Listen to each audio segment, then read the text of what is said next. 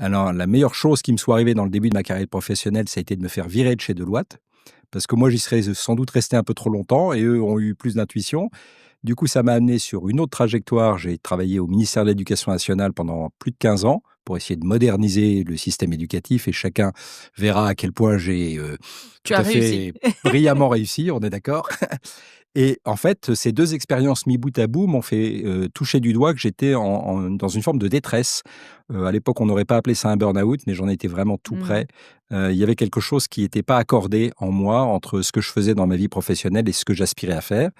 Du coup, j'ai arpenté pas mal de chemins, notamment les chemins de Saint-Jacques-de-Compostelle que j'ai fait plusieurs fois, le désert et toutes ces expériences-là, à un moment donné, m'ont donné envie de basculer et je suis devenu sociologue. Je fais un doctorat de sociologie et du coup, à partir de ça, je me suis intéressé aux phénomènes de société à partir de ce qui me touchait moi, c'est-à-dire la vulnérabilité humaine.